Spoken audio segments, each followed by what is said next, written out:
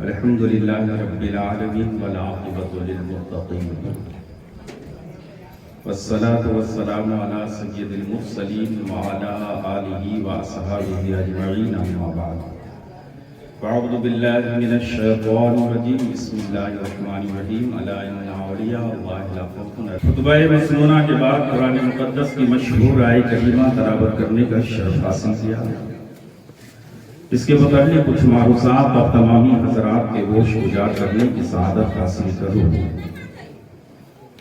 بیشتر بہتر اور مناسب سمجھتا ہوں کہ اپنے اور ساری کائنات کے مرکز عقیدت حضور اکرم نور مجسم شافی محشر محبوب تعالی کعبے کے بدرود گجا طیبہ کے شمس و ضحا دافع جملہ بنا شافع روز جزا روح فدا جناب محمد رسول اللہ صلی اللہ علیہ وسلم کے بارگاہ مقدس میں ہدیہ درود پیش کریں اور بابا سے بلند پڑھیں اللہم صلی علیہ سیدنا شفیعنا حبیبنا مولانا محمد بارک صلو علیہ صلاۃ والسلام علیک یا رسول اللہ صلی اللہ علیہ وسلم۔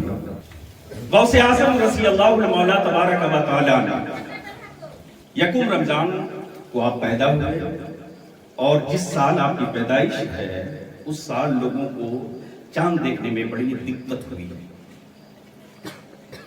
لوگ مجبسب میں تھے، جسے ہمارے دور میں آج ہوتا ہے کہ کہیں سے خبر آتی چاند ہو گئی، کہیں سے کہتا ہے نہیں بھائی کوئی 30 کی عدد پورا کرنا چاہتا ہے، کوئی جلد بازی میں روزہ رکھ لیتا ہے۔ یہ ایسا ہوتا ہے یا نہیں ہوتا؟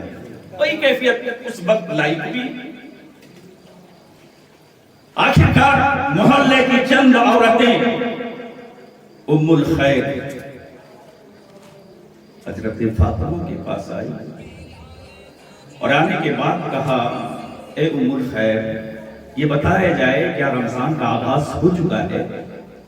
کیا رمضان شروع ہو چکا ہے؟ آپ نے بغیر کسی دقت کو محسوس کرتے ہوئے آپ نے کہا نہیں، ہاں رمضان شروع ہو گیا ہے۔ یہ تو ان کا دعویٰ تھا، اس کے لیے تو دلیل ہونا چاہیے تھا۔ تمام محلے کی عورتوں نے ایک صبح ہو کر کہا کہ آپ نے ماتے کی آنکھوں سے چاند کو دیکھا، جو بڑی اطمینان و سکون کے ساتھ کہہ رہے ہیں کہ ہاں رمضان کا آغاز ہو چکا ہے، آج پہلا روزہ ہے۔ تو غوث اعظم رضی اللہ عنہ مولا تبارک و تعالی عنہ کی والدہ کہتی ہیں ہاں ہم نے تو چاند نہیں دیکھا ہے، اطمینان و سکون سے اس لیے کہہ رہی ہوں کہ میرا چاند جو عبد القادر ہے صبح صادق سے میرا دودھ نہیں پیا ہے، جس سے میں اس نتیجے پر پہنچ گئی کہ رمضان شروع ہو چکا ہے اور یہ پہلا روزہ۔ سبحان اللہ سبحان اللہ۔ یہ غوث اعظم رضی اللہ تعالیٰ عنہ ہے جو پیدا ہو گئی اسلام کے ایک ارکان پر عمل کیا۔ دنیا جانتی ہے اور اکثر اولیاء کرام کی زندگی میں یہ باتیں مشترک ہیں کہ یا تو وہ شکم مادر میں تھے یا ان کی پیدائش ہوئی یا وہ بچپنے کے عالم میں تھے اور باپ کا سایہ سر سے اٹھ گیا۔ اکثر اولیاء کرام کی زندگی یہ باتیں پائی جاتی ہیں۔ غوث اعظم کے ساتھ بھی ایسا ہی ہوا کہ باپ کا سایہ اٹھ گیا لیکن نانا باحیات سے آگے بڑھ کر شفقت کی چادر سر پہ رکھی۔ نانا کی زیر کفالت آپ کی زندگی کا پروان چڑھنے لگا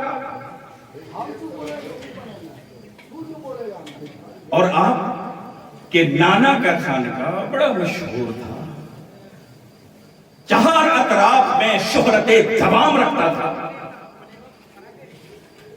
لیکن اس علاقے میں ایک ایسی عورت جس کا ایک بچہ تھا، مہینوں سالوں سے بیمار چل رہا تھا، تمام ڈاکٹر سے علاج کرانے کے بعد تھک چکی تھی، تمام ڈاکٹروں نے انہیں لا علاج قرار دے دیا۔ بیچاری مایوس تھی اس کی زندگی سے، لیکن امید لگائے بیٹھے تھے۔ اپنے بیگانے عیادت کے گھر سے آتے اپنے اعتبار سے اسے مشورہ دیتے، کسی نے کہا کہ فلاں جگہ کیوں نہیں چلی جاتا، ان کا خانقاہ بہت مشہور ہے، وہاں سائل کی جھولیاں بھری جاتی ہیں، خدا ان کا سنتا ہے۔ تمہیں وہاں جانا چاہیے اور ان کے فضل و برکات سے تمہیں اپنے آپ کو مالا مال کرنا چاہیے۔ امید کی ایک کرن پھوٹی ہے، اپنے بیمار بیٹے کو ہوش میں لی اور کشاں کشاں ان کی خانقاہ تک پہنچی۔ پہنچنے کے بعد حضور غوث اعظم رضی اللہ عنہ مولا تبارک و تعالیٰ کے نانا کہ بارگاہ میں عریضہ پیش کے حضور یہ میرا بچہ ہے جو کئی مہینے یا سال سے بیمار چل رہا ہے، علاج کرا کے تھک چکی تھی، دوائیاں بے اثر ہو گئی ہیں، ڈاکٹروں نے ان کی بیماری کو لا علاج قرار دے دیا۔ حضور بڑی امید کے ساتھ آئی ہے۔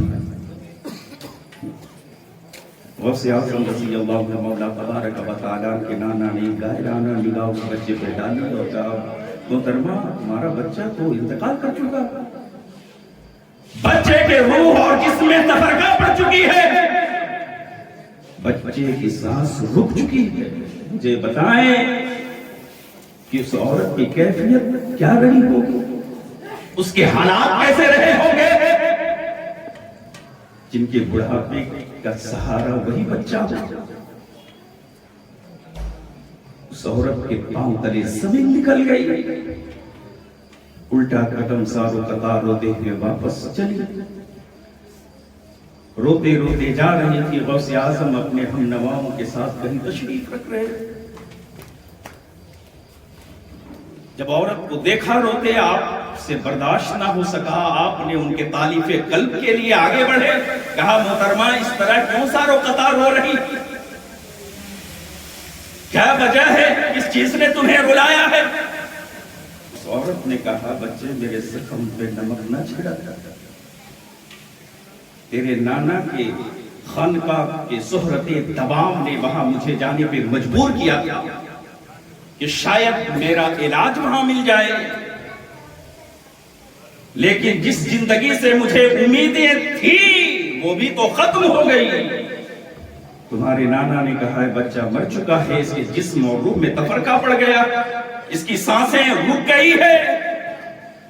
غوث اعظم رضی اللہ عنہ مولا تبارک و تعالیٰ کی کیفیت غیر ہو گئی اس عورت کی بات سننے کے بعد، اور آپ نے بچے کی طرف دیکھا اور یکا یکا آپ نے اپنی نگاہ کو اٹھائی اور کہا محترمہ کیسی باتیں کر رہی ہو، میں دیکھ رہا ہوں کہ بچہ زندہ ہے، اس کی سانسیں چل رہی ہے، بچہ حرکت کر رہا ہے، اگر یقین نہیں تو دیکھ لو، خدا کی قسم مورخ کہتا ہے کہ جب اس عورت نے اس بچے کے جانب اپنی نگاہوں کو مرکوز کی ہے تو بچہ کی سانسیں چل رہی تھی، بچہ حرکت کر رہا ہے۔ سبحان اللہ سبحان اللہ۔ رفتہ رفتہ یہ آواز، یہ باتیں آپ کے نانا تک پہنچی۔ آپ کے نانا نے ایک لاٹھی لیا اور آپ کو دوڑانا شروع کیا۔ عبدالقادر منہ چھوٹا اور باتیں بڑی کرنے لگا ہے۔ غوث اعظم بھاگے چلے جا رہے، پیچھے نانا تعاقب میں ہے۔ ان قریب آپ کے نانا کی لاٹھی آپ کے سر پہ پڑتی، بغل میں قبرستان تھا۔ آپ نے کہا اے قبر والو اٹھو اور میری حفاظت کرو، میرے لیے ڈھال بنو۔ مورخ کہتا ہے خدا کی قسم قبرستان سے 400 مردے اٹھتے ہوئے غوث اعظم کی ڈھال بنتی ہوئی نظر آئی۔ جب ان کی گدا بھر دیتے ہیں شہانہ زمانہ کی جھولی، جب محتاج کا یہ عالم ہے تو مختار کا عالم ہے۔ سبحان اللہ سبحان اللہ۔ جب ان کی گدا بھر دیتے ہیں شہانہ زمانہ کی جھولی، جب محتاج کا یہ عالم ہے تو مختار کا عالم، یہ مجمع بہت اچھا ہے۔